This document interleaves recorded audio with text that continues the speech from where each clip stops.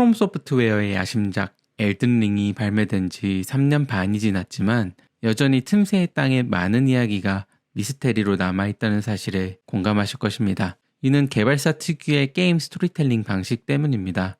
게임 내 등장하는 NPC와의 짤막한 대화, 건물의 양식이나 부조와 같은 곳에서 얻을 수 있는 시각적 정보, 아이템 설명 텍스트와 같이 단편적이고 제한적인 정보를 바탕으로 플레이어는 게임의 사건이 일어나는 배경을 유추해야 하죠. 몇 안 되는 정보를 바탕으로 열심히 머리를 굴려 스토리를 해석하는 이런 행위를 프롬뇌라고 부르는 말이 생길 정도입니다. 이런 스토리텔링에 의문을 갖는 의견도 굉장히 많습니다. 사람들이 시간 순서에 따른 내러티브에 익숙하기 때문입니다. 일반적인 게임 스토리 진행이라고 한다면 컷신이 플레이 중간중간 삽입되어 있어 조작 불가능한 영상으로 이야기를 진행시키는 방식이죠. 발단, 전개, 위기, 절정, 결말에 이르는 익숙하고 순서대로인 방식 말입니다. 마치 에버랜드에 있었던 어트랙션, 지구마을 같은 진행입니다. 레일 중간중간 멈춰서서 주어진 상황을 시청하고 다시 트랙을 따라 이동하는 방식입니다. 그런데 프롬 소프트웨어 게임은 그렇지 않죠.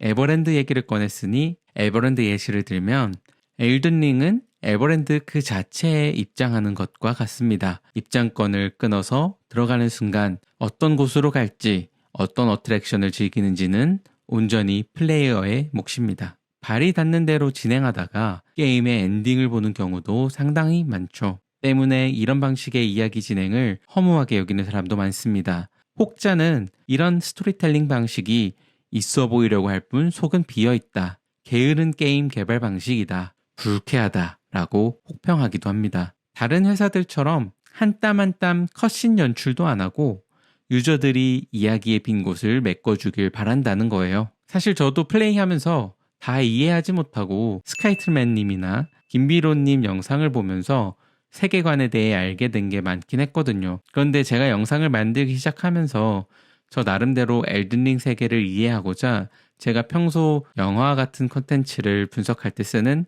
틀을 사용하게 되었는데 이게 아주 잘 들어맞는 거 아니겠어요? 그래서 그 틀로 바라본 엘든링은 게임 내 모든 설정에 이유가 있는 게임이었습니다. 시스템적으로는 오픈월드 요소의 도입, 어려운 난이도, 팔레트 스왑, 게임 내적으로는 축복의 인도가 망가진 이유, 틈새의 땅이라는 명칭에 이르기까지 사람들이 궁금해하던 모든 것이 말입니다. 이를 위해 저는 무모하게도 저를 포함한 엘든링을 플레이한 사람들이 어렴풋하게 느꼈을 게임에 담긴 경험 위에 네이밍을 할 예정입니다. 그리고 그 견출지는 메이드 바이 들레즈입니다. 벌써부터 지루하고 현학적이신가요? 저는 엘든링을 플레이한 모든 사람들이 인지하고 있지 못할 뿐이지 이미 들레즈의 사상을 체험해봤으며 무의식적으로 이해하고 있다고 확신하고 있습니다. 그래서 오늘 하는 이야기가 생각보다 쉽게 머리에 그려질 것 같은데요. 게다가 저 또한 들레즈에 대한 깊이가 교양 수준밖에 되지 않기 때문에 제 눈높이에 맞춰 설명드릴 수밖에 없거든요. 따라서 마음을 열어두신 채로 따라와 주시면 감사드리겠습니다.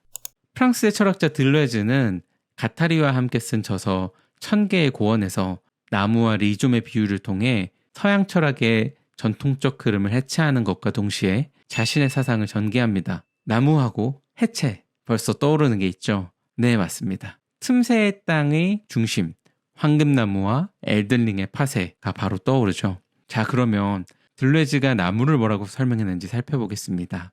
들레즈는 파르메니데스, 플라톤에서부터 토마스 아퀴나스, 데카르트, 칸트와 헤겔까지 이어지는 주류 서양 지성의 역사를 하나의 뿌리에서 자라난 나무의 형태로 설명했습니다. 들레즈는 본질이라는 동일성을 추구하고 서로 다른 차이에는 큰 의미를 두지 않았던 주류 철학을 나무 모델이라고 불렀습니다.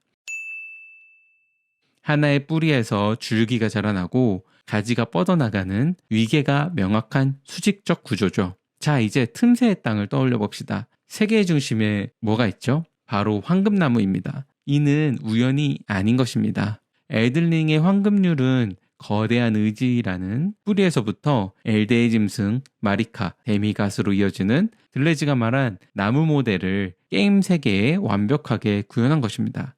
그렇게 오랜 시간 서양 철학이 추구해온 본질이라는 게 무엇일까요? 플라톤은 이데아에 대해서 설명합니다. 이데아는 곧 영원불멸하는 본질이며 우리가 추구해야 하는 것입니다. 그리고 현실을 이데아의 복사본으로 여겼습니다. 때문에 본질의 성격과 멀어졌죠. 플라톤에게 현실은 이데아의 복사본이었고 현실을 또다시 모방한 것은 복사본의 복사본이었습니다. 바로 이 복사본의 복사본, 즉 원본으로부터 너무 멀어져 더 이상 원본을 닮았다고 말하기도 어려운 존재들을 시뮬라크르라고 불렀습니다. 플라톤은 시뮬라크르가 일시적이고 가치가 없는 가짜라고 말했습니다. 하지만 들레즈는 발상을 전환합니다. 시뮬라크르는 원본을 닮아야 한다는 의무에서 벗어나 있기 때문에 오히려 원본의 억압에서 벗어나 자신만의 차이를 드러내고 새로운 것을 생성할 무한한 잠재력을 가진 존재로 본 것이죠. 마리카가 황금률을 파쇄하고 거대한 의지와의 연결이 끊어진 우리 빛바랜 자를 불러들인 건 바로 이 시뮬라크르의 잠재력을 통해 새로운 시대를 열려고 하는 들레즈적 실천으로 볼 수 있는 것입니다. 지금까지 이야기한 걸 1대1로 대응시켜 정리해보면 구조가 명확하게 이해되실 것입니다. 플라톤 철학에서 이데아가 현실 너머에 있는 절대적인 본질입니다. 엘든링 세계관에서는 절대적인 본질인 거대한 의지가 소개되죠. 그리고 현실은 그 이데아의 그림자입니다. 엘든링의 틈새의 땅도 거대한 의지의 목소리를 전달하거나 대리 수행하는 두 손가락과 엘데이 짐승이 이끌어가는 황금률에 의해 통치되는 세상입니다. 그리고 이 흐름에서 가장 본질과 먼 존재가 시뮬라크르고 엘든링에서는 황금의 축복을 잃어버린 존재인 빛바랜 자가 있습니다. 플라톤 해겔 철학의 세계에는 나무 형태이고 엘든링 세계의 중심에는 황금나무가 있죠. 그리고 들레즈는 주류 철학을 해체했으며 마리카는 황금나무의 황금률을 엘든링을 파쇄했습니다. 이게 의도된 게 아니면 이렇게 일치할 수가 있나 싶습니다. 그러면 이제 들레즈가 주류 철학을 해체하고 난 다음에 어떤 철학을 얘기했는지 살펴보면 되겠죠. 들레즈가 나무 모델의 반대 개념으로 제시한 리좀에 대해 알아볼까요? 리좀은 식물학 용어로 뿌리줄기를 말하는데 쉽게 이해하기 위해 잔디처럼 뻗어나가는 이미지를 떠올리시면 되겠습니다. 들레즈는 자신의 저서에서 이렇게 설명합니다. 리즘의 그 어떤 의미의 점도 다른 어떤 의미의 점과도 연결 접속될 수 있고 연결 접속되어야 한다. 이것은 하나의 점, 하나의 질서를 고정시키는 나무 또는 뿌리하고는 매우 다르다. 어디가 시작이고 어디가 끝인지, 어떤 줄기나 뿌리가 더 중요한지 알 수 없이 사방으로 연결되고 뻗어나갑니다. 그리고 빛바랜 자의 우리 역시 똑같죠. 림그레이브에서 시작해 곧장 케일리드로 달려갈 수도, 흐느낌의 반도로 달려갈 수도 있습니다. 또한 지도에서 특정 지점을 선택해 이곳에서 저곳으로 바로 이동할 수도 있죠. 각 지역은 순서가 없는 수평적인 관계 속에서 서로 연결 가능한 상태로 주어져 있을 뿐입니다. 틈새의 땅은 그 구조 자체가 거대한 리좀인 셈입니다. 지도 얘기가 나왔으니 조금 더 들어가 볼까요? 마침 들레즈가 지도의 개념으로 리좀의 성격을 설명한 게 있거든요. 들레즈는 지도 그리기와 전사에 대해 이야기합니다. 지도란 펼쳐져 있으며 모든 차원에서 접속 가능하고 해체할 수 있으며 뒤집을 수 있고 끊임없이 수정될 수 있는 것을 지도이자 리좀의 성격이라고 설명했습니다. 지도 그리기는 무언가를 복제한 것이 아닌 새로운 현실을 생성하고 구축하며 영토를 탐험하고 실험하는 도구입니다. 엘든링에서도 마찬가지로 우리는 모두 지도를 만들어갑니다. 찢겨져 미지의 상태에 있는 지도를 틈새 땅을 탐험하면서 얻는 지도 조각을 붙여가면서 확장해갑니다. 게다가 정해져 있는 순서대로 붙여가는 게 아니고 플레이어가 원하는 순서대로 붙여나갈 수 있죠. 그리고 그 지도 위에 내가 갈 곳을 마킹하거나 표시해서 다른 사람의 지도와 구별되는 나만의 지도를 만들 수도 있습니다. 게다가 지도를 통해서 즉시 다른 곳으로 이동 가능하죠. 엘든링은 마리카 들레즈의 사상적 유사성뿐 아니라 게임 시스템적으로도 리좀의 세계를 구현한 것입니다. 그런데 여기서 반론을 할 수 있습니다. 엘든링에 축복의 인도라는 시스템이 있어서 방향이 정해져 있는데요? 라고 말이죠. 이 부분이 굉장히 간복할 만한 부분이 있는데 여기서 들레즈가 지도 그리기의 반대 개념으로 설명한 전사를 알아보겠습니다. 우리한텐 트레이싱이라는 단어가 더 익숙하니까 트레이싱으로 부르도록 할까요? 트레이싱이란 베껴 그리기입니다. 기존의 질서를 모방해서 따라 그리는 복사입니다.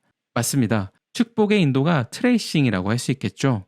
정해진 길을 따라가라고 시각적으로 보여주기 때문입니다. 심지어 처음 틈새의 땅에서 만나는 NPC 백면발에는 축복의 인도를 따라가라고 설명까지 해줍니다. Are you familiar with grace? You may also behold its golden rays, pointing in a particular direction at times. That is the guidance of grace, a path that a tarnished must travel. 트레이싱 하라고 유혹하는 거죠. 그리고 모두가 알듯이 축복의 인도를 따라가면 우리는 즉시 그 악명 높은 트리가드를 만나 참교육당하게 됩니다. 시스템적으로 불합리함을 느낄 정도로 강한 적 앞에서 플레이어는 다른 방향을 모색하게 됩니다. 그렇게 각자만의 지도 만들기가 시작되죠. 저는 정말 천재적인 장치라고 생각합니다. 플레이어에게 이 게임을 즐기는 방법을 알려줄 수 있는 가장 세련된 방식을 선택한 거예요. 게다가 트리가드를 잡고 축복의 인도를 따라갈 수 있는 방법도 가능하다는 점에서 더욱 감탄할 수밖에 없습니다. 왜냐면 들레즈는 사건이 일어나는 내재성의 평면에서 위계가 없다고 설명하기 때문입니다. 단지 강도의 차이만 있다고 했죠. 그렇기 때문에 트리가드한테 무조건 질 수밖에 없이 시스템적으로 처리해버릴 수 있었음에도 불구하고 트리가드를 무찌르고 진행한다라는 선택지도 플레이어에게 남겨뒀던 것입니다. 또 생소한 개념이 나왔는데요. 들레즈가 얘기한 강도의 차이의 의미를 알아봅시다. 이는 좋고 나쁨이나 옳고 그름 같은 위계적인 가치 판단이 아닙니다. 단지 서로 다른 존재들이 가진 힘의 차이, 즉 무언가의 영향을 주고받는 능력의 차이를 의미합니다. 트리가드는 나쁜 적이 아니라 그저 초기 플레이어에 비해 압도적으로 강도가 높은 존재일 뿐입니다. 케일리드의 적들도 마찬가지죠. 엘든링의 세계는 어떤 선택, 어떤 길이 정답이라고 말하지 않습니다. 다만 모든 선택에는 다른 강도의 만남과 사건이 따를 뿐입니다. 그리고 이 강도의 차이를 극복하는 과정이 다음 영상에서 주로 다룰 개념인 차이와 반복의 경험입니다.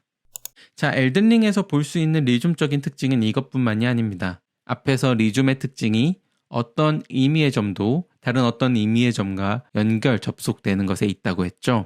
지도 만들기가 플레이어가 나서서 의미의 점들을 이어가는 능동적인 연결이라면 그 반대되는 개념의 연결이 있습니다. 엘든링의 메시지와 혈흔 시스템입니다. 우리는 게임을 하다 보면 바닥에 쓰여있는 각종 메시지와 혈흔을 볼 수 있습니다. 다른 세계의 파편들이 나의 세계에 스며들어와 유용한 정보를 제공합니다. 메시지는 다른 세계의 플레이어가 남기면 무작위로 다른 플레이어에게 노출됩니다. 그리고 그 메시지를 통해 각종 정보를 전달할 수 있죠. 그 메시지를 받아본 다른 유저는 좋거나 나쁘다고 평가할 수도 있습니다. 혈흔은 다른 세계 유저가 사망한 뒤 의미로 남게 되는 흔적인데 엘든링을 플레이하는 유저에게 어떤 위협이 있었는지 알려주는 고마운 장치입니다. 이 두 개의 방식은 그야말로 리즘적인 정보의 확산이라고 할 수 있습니다. 각자의 환경에서 정보들이 수평적으로 그리고 우발적으로 의미의 순간과 의미의 공간에 접속하고 단절되는 리즘의 성격을 그대로 보여주는 거죠. 우리가 게임의 이야기를 이해하는 방식은 어떠한가요? 단편적으로 흩뿌려져 있는 텍스트를 통해 유추해내야 하는 이야기 전개 방식은 굉장히 들레즈가 좋아할 만한 방식입니다. 한 줄기 스토리가 아니고 플레이어가 접속한 정보를 통해 직접 그 실체를 만들어가야 하죠. 이런 방식을 저는 이야기 지도 만들기라고 표현하고 싶은데 엘든링의 이야기 지도 만들기는 시간도 의미로 결정됩니다. 어떤 아이템을 먼저 얻었는지 어떤 지역을 먼저 갔는지에 따라 우리가 접하는 이야기의 순서가 달라지기 때문입니다. 때문에 모든 유저가 생각하는 이야기에 차이가 발생하죠. 완전히 동일한 이야기라는 얘기입니다. 캐릭터 빌드는 어떤가요? 우리는 처음 시작하면서부터 출신 성분을 정할 수 있습니다. 그러나 이후 모든 능력치는 게임에서 바로바로 유연하게 수정 가능하고 투자 가능하죠. 정해진 길이나 정해진 순서가 없는 것, 이것도 리좀입니다. 얘기하다 보니까 무슨 엘든링의 모든 시스템이 다 리좀이다 라고 주장하는 것 같은데 네, 사실입니다. 결정적으로 이야기가 펼쳐지는 장소, 틈새의 땅, 그 네이밍조차 들레즈가 강조한 틈 또는 사이의 개념을 가져온 직관적인 이름입니다. 들레즈는 사물들 사이에는 차이와 간격이 있다고 했습니다. 그리고 중요한 것은 더 이상 사물들의 시작이나 끝이 아닌 중간에 있다고 말했죠. 우리가 주목해야 하는 모든 일이 일어나는 곳은 틈에 있다고 했습니다. 그래서 엘든링에서 우리가 게임을 플레이하게 되는 곳의 이름도 틈새 따인 것입니다. 자, 어떠신가요? 저는 이 영상을 만들기 위해 정보를 모으면 모을수록 이 마리카는 둘레즈다라는 가설이 아주 잘 들어맞는 것 같다는 생각을 하게 되었습니다. 그리고 이런 관점을 얻게 되자 엘든링 역사의 윤곽이 드러나 보이는 것 같은 느낌까지 받게 되었는데 여러분들은 어떠셨는지 모르겠습니다. 저는 이 해석 방식으로 유추할 수 있는 게 굉장히 많아서 설레는 마음입니다. 우선 바로 다음 영상으로 준비 중인 게 마리카는 들레즈다라는 가설에 힘을 싣기 위해 엘든링의 전투를 들레즈가 중요하게 내세운 개념들로 설명하는 영상입니다. 많이 기대해 주시면 감사드리겠습니다. 오늘도 시청해 주셔서 감사합니다.